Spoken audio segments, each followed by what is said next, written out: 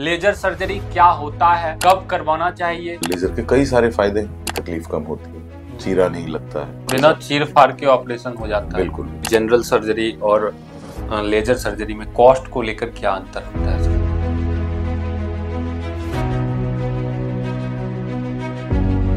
नमस्कार, मैं हूं अमन कश्यप और आप देख रहे हैं केवी स्टूडियो का हेल्थ रिलेटेड कार्यक्रम जिसका नाम है हेल्थ स्टोरी। हेल्थ स्टोरी के आज के इस एपिसोड में हमारे साथ एक बार फिर हैं डॉक्टर विजय सर और आज का जो टॉपिक है वो है लेजर सर्जरी। लेजर सर्जरी क्या होता है, कब करवाना चाहिए, किस प्रकार के सर्जरी को लेजर सर्जरी के द्वारा किया जाता है और किन किन अवस्थाओं में लेजर सर्जरी नहीं करवाना चाहिए।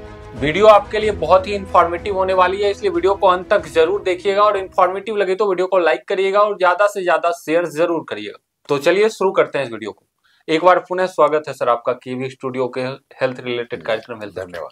क्या कहेंगे सर, आज का जो हमारा टॉपिक है लेजर सर्जरी है। हाँ। तो लेजर सर्जरी होता क्या है सर? लेजर सर्जरी जैसे कि पिछली बार हम लोगों ने बात की थी कि नई नई टेक्निक्स आ रहे हैं। बिल्कुल। हर तरह की सर्जरी के लिए जिससे मरीजों को सहूलियत ज्यादा हो, परेशानी कम हो। तो उसी में से एक है लेजर सर्जरी। तो लेजर सर्जरी में अब हम लोगों के लिए एज एक सर्जन के तौर पे लेजर सर्जरी ज्यादातर काम आता है पाइल्स, फिशर, फिस्टुला, पाइलोनेडल साइनस होता है और वेरिकोज वेन के लिए भी इसको इस्तेमाल किया जाता है। तो लेजर एक तरह का किरण है, एक मशीन है जिसके द्वारा एक किरण निकलता है और उससे जलाने या कहिए कि सुखाने का काम किया जाता है किसी चीज को। जैसे पाइल्स है, पाइल्स हमने पिछली बार भी बात की थी कि पाइल्स क्या होता है, फूला हुआ खून का नस होता है। तो उसको जहां से फूला है वहां जड़ से सुखाने के लिए भी हम लेजर का इस्तेमाल कर सकते हैं। लेजर आम सर्जरी के मुकाबले लेजर के कई सारे फायदे हैं। उसके बारे में आप जानना चाहेंगे तो जो पहली बात है कि तकलीफ कम होती है, चीरा नहीं लगता है ना। एक छोटे से छेद से ही पाइल्स का पूरा ऑपरेशन हो जाता है। मरीजों को ज्यादा टाइम रहना नहीं पड़ता हॉस्पिटल में, ज्यादा रेस्ट की जरूरत नहीं पड़ती। तो जनरली पाइल्स के ऑपरेशन में चीरा लगता है, बांधा जाता है खून के नस को, तो दर्द रहना, कभी कभी ऑपरेशन के बाद भी कुछ समय तक ब्लड आते रहना, काफी समय रेस्ट की जरूरत पड़ती है। बिना चीर फाड़ के ऑपरेशन हो जाता है। बिल्कुल बिल्कुल। लेजर सर्जरी का नाम आते ही सर सबसे पहले मन में डर आता है कि साइड इफेक्ट का। क्या इफेक्ट? नहीं सर, साइड इफेक्ट कुछ नहीं। साइड इफेक्ट देखिए करने के ऊपर है। इसमें जैसे पिछली बार भी बोला था कि तकनीकी एक्सपर्टीज की जरूरत होती है, आपको करना आना चाहिए। तो जब आप करेंगे लेजर, जैसे बताया कि लेजर एक किरण है एक तरह जिसको जलाने के लिए, मांस को या टिश्यू को जलाने या सुखाने के लिए काम आता है।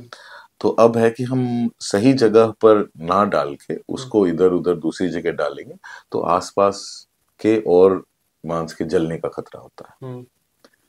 तो जिनको मालूम है सर्जरी के बारे में तो उनको मालूम है कहाँ पे जलाना है, कहाँ पे करना है, तो फिर कोई प्रॉब्लम नहीं होती उसकी वजह से।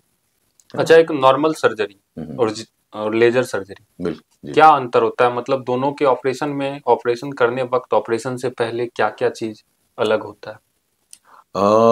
ऑपरेशन में फर्क यही होता है कि जैसे नॉर्मल सर्जरी में हमें चीरा लगाना पड़ता है, ब्लीडिंग होती है। ऑपरेशन से पहले क्या करना पड़ता है? जैसे अगर नॉर्मल चीरा लगाना रहता है, ये सब 2 दिन पहले, 3 दिन पहले। ऑपरेशन से पहले हम लोग बेसिकली दवाई देते हैं ताकि मरीज का लैट्रिन क्लियर रहे, मतलब लैट्रिन के रास्ता क्लियर रहे, ताकि उसमें लैट्रिन ना भरा रहे। लैट्रिन भरा रहता है तो हमें ऑपरेशन करने में प्रॉब्लम आती है। ठीक है, जब रास्ता क्लियर रहेगा, साफ रहेगा, तो ऑपरेशन भी साफ होगा। जैसे सुबह अगर ऑपरेशन करा तो मरीजों को रात में ही एडमिट करते हैं, उनको दवाई दी जाती है ताकि सुबह तक आंत जो है वो क्लियर हो जाए। तो वही लैट्रिन का रास्ता साफ रहता है तो ऑपरेशन करने में आसानी होती है। लेजर सर्जरी में यही होता है कि आदमी के लोग को टाइम कम लगता है, जैसे बिल्कुल। नॉर्मली हॉस्पिटल में 2-3 दिन एडमिट रहना, हाँ, ये सारी चीज। नॉर्मल सर्जरी में हॉस्पिटल में 2-3 दिन एडमिट रहना, फिर घर पे रेस्ट में रहना, बीच बीच में थोड़ा बहुत ब्लड आ जाना, ये सब परेशानियां होती हैं। और लेजर सर्जरी में चूंकि चीरा नहीं लगता तो बड़ा जख्म नहीं होता, बड़ा जख्म नहीं होता तो ब्लीडिंग की संभावना कम होती है ना, दर्द की संभावना कम होती है, मरीजों को तकलीफ कम होती है, जल्दी मरीज अपने काम पे भी लौट सकते हैं। ब्लड लॉस होने की भी संभावना कम रहती है। बिल्कुल कम होती है, इन्फेक्शन के चांस कम रहता है, मरीजों को दर्द का कम रहता है, ना नहीं रहता है कई। कभी कभी किसी को थोड़ा बहुत दर्द हो सकता है, पर नॉर्मल सर्जरी की अपेक्षा बहुत ही ज्यादा कम। अच्छा, शरीर के कौन कौन से पार्ट को लेजर सर्जरी के द्वारा? शरीर के कई हिस्सों को लेजर सर्जरी के द्वारा किया जा सकता है। वो अलग अलग स्पेशलिटी के लोग, डॉक्टर्स, अलग अलग स्पेशलिटी के डॉक्टर्स अलग अलग चीजों में इस्तेमाल करते हैं। लेजर का इस्तेमाल ऑप्थेल्मोलॉजी यानी कि आई सर्जन भी करते हैं, लेजर का इस्तेमाल यूरोलॉजिस्ट यानी मूत्र रोग विशेषज्ञ भी करते हैं, लेजर का इस्तेमाल वास्कुलर सर्जन भी करते हैं, माने नस रोग के जो विशेषज्ञ होते हैं या सर्जन होते हैं वो भी करते हैं। तो ऐसे अलग अलग तरह की भी लेजर की मशीनें होती हैं। लेजर भी कई प्रकार का होता है जो अलग अलग जगहों पे इस्तेमाल आता है। स्किन के डॉक्टर्स यूज करते हैं, डर्मेटोलॉजिस्ट यूज करते हैं चेहरे से दाग धब्बे हटाने के लिए, और भी चीजों के लिए, टैटू हटाने के लिए। कई लोग आजकल। अच्छा, कितने प्रकार का होता है लेजर? कई प्रकार का होता है लेजर। कार्बन डाइऑक्साइड लेजर होता है, होल्मियम लेजर होता है, नियोडाइमियम लेजर होता है, डायोड लेजर होता है। तो कई तरह के लेजर होते हैं, ठीक है ना। और लेजर कोई आज से नहीं है, लेजर को काफी टाइम हो गया है। अच्छा, आयु सीमा क्या रहती है? अगर ऑपरेशन लेजर सर्जरी की बात की जाए तो उसमें एक आयु सीमा रहता होगा। देखिए, मैं तो अपनी स्पेशलिटी के बारे में बता सकता हूँ कि जैसे पाइल्स, फिशर, फिस्टुला, पाइलोनेडल साइनस, इस तरह के लोग केसेस आते हैं तो एज की कोई ऐसी सीमा नहीं रहती है उसमें। आप ये देखेंगे कि इस तरह के मरीज 20 साल से कम की उम्र में बहुत कम मिलते हैं। तो जनरली 20 साल के ऊपर के ही मरीज होते हैं। नहीं, रेंडमली मैंने गूगल किया था इस चीज को, तो गूगल पे दिखा रहा था कि 18+ एज चाहिए। नहीं, ऐसा कुछ नहीं है, ऐसा कम कुछ में नहीं। भी कर सकते हैं। हमने तो बल्कि 86 साल 87 साल तक के लोगों में किया है। अच्छा, गर्भावस्था में जो महिलाएं हैं, क्या वो लेजर सर्जरी की जरूरत है? तो लेजर गर्भावस्था में लेजर सर्जरी ही नहीं, हम लोग तो सर्जरी से ही परहेज करने की कोशिश करते हैं। कोशिश ये रहती है कि गर्भावस्था में ऑपरेशन करना ही ना पड़े। गर्भावस्था जब डिलीवरी हो जाती है उसके बाद हम ऑपरेशन करें। हाँ, पर जिन महिलाओं में ब्लीडिंग काफी ज्यादा हो रही है पाइल्स की वजह से, या मांस बाहर आ गया है, तो उस स्थिति में ऑपरेशन करना पड़ता है, और करने से कोई बहुत ज्यादा नुकसान ऐसा देखा नहीं गया है। अच्छा, एक सवाल रहता है सब लोगों के मन में, जनरल सर्जरी और लेजर सर्जरी में कॉस्ट को लेकर क्या अंतर होता है सर? जनरल सर्जरी और लेजर सर्जरी में कॉस्ट में काफी फर्क होता है। काफी फर्क होता है मतलब समझिए आपके लगभग 3 गुना हो जाता है कॉस्ट। ज्यादा हो जाता है? ज्यादा हो जाता है। क्यों? वो इसलिए होता है क्योंकि लेजर नई तकनीक है, मशीन महंगा है, और एक्स्ट्रा ट्रेनिंग की जरूरत होती है। तो जैसे जैसे जिन चीजों में नई चीजें आती हैं, अब जैसे सपोज आप मान लीजिए कि कोई सर्जरी हम लेप्रोस्कोपी से भी करते हैं। गॉल ब्लैडर का ऑपरेशन हो गया, अपेंडिक्स का, आंत का ऑपरेशन हो गया, लिवर का ऑपरेशन हो गया, हम लोग लेप्रोस्कोपी से करते हैं। यही चीजें हम रोबोट के जरिए भी कर सकते हैं, जिसको रोबोटिक सर्जरी कहते हैं। अब एक सर्जिकल रोबोट इतना महंगा होता है, कई करोड़ रुपए का होता है, तो ऑटोमेटिक है कि रोबोट से जब ऑपरेशन होगा तो लेप्रोस्कोपी के मुकाबले कई गुना ज्यादा कीमत कॉस्ट होगा उसका, क्योंकि मशीन का भी कॉस्ट रिकवर करना होता है लोगों को, ना। वो भी एक तरह का इन्वेस्टमेंट है। जिन लोगों ने लिया हुआ है, लोन है, किस्त है, वो कहाँ से चुकाएंगे, बहुत सारी बातें हैं, ठीक। तो इसी वजह से जिन मशीनों की कीमत ज्यादा होती है, सर्जरी का कॉस्ट भी ज्यादा होता है। दूसरी बात है कि अभी उतना कॉमन नहीं है, इतने ज्यादा लोग लेजर सर्जरी नहीं करा रहे हैं।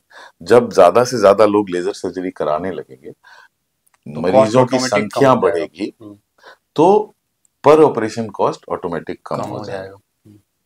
चूंकि अभी कम पेशेंट्स आ रहे हैं तो कीमत ज्यादा है, ज्यादा पेशेंट्स आएंगे तो उतने ही पैसे एक हॉस्पिटल या एक डॉक्टर को कमाने के लिए मरीजों को कम चार्ज करना पड़ेगा पर पेशेंट। अमूमन सर ये देखा जाता है कि जिन लोगों को पाइल्स हुआ है, एक बार ऑपरेशन करवा लिए फिर उनको पाइल्स हो जाता है, तो इसका क्या रीजन होता है और क्या लेजर सर्जरी के बाद भी ये देखने को मिल सकता है? जी बिल्कुल, दोबारा हो सकता है। और दोबारा होने का कारण समझने के लिए समझना होगा कि पाइल्स होता क्या है और उसके इलाज में क्या किया जाता है। तो पाइल्स समझिए कि जिन लोगों को कब्जियत रहती है, लैट्रिन पे जोर लगाते हैं, काफी सालों से इस तरह की प्रक्रिया चल रही है, बहुत अधिक देर तक लैट्रिन में बैठे रहते हैं, बार बार लैट्रिन जाना पड़ता है, तो धीरे धीरे को खून का नस फूल जाता है, जिसको हम लोग पाइल्स बोलते हैं। अब क्या है कि अब हम सर्जरी के जरिए करें, यानी नॉर्मल सर्जरी के जरिए चीरा लगा के करें, या लेजर के जरिए करें, या इंजेक्शन दें, या और कोई भी विधि से करें, तो हम लोग ऑपरेशन में क्या करेंगे?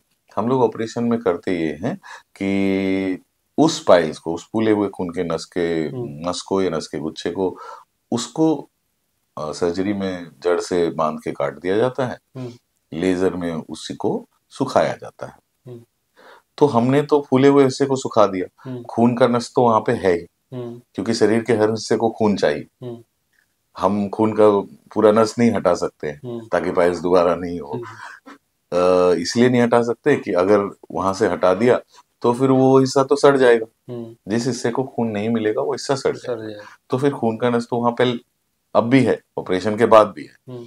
अब जिन लोगों को कब्जियत की परेशानी बनी रहेगी, जो लोग लैट्रिन पे बैठ के जोर लगाते रहेंगे, बहुत बहुत देर तक बैठे रहेंगे, उनको दोबारा होगा। और दोबारा होने में यंग जनरेशन में खास करके सबसे बड़ा कल्प्रिट है मोबाइल। आजकल लोग मोबाइल लेके बाथरूम जाते हैं, एक एक घंटे बैठ के मोबाइल पे देखते रहते हैं, गेम खेलते रहते हैं, तो वो सब भी एक दोबारा होने का कारण या किसी को फर्स्ट टाइम पाइल्स होने का कारण बन जाता है।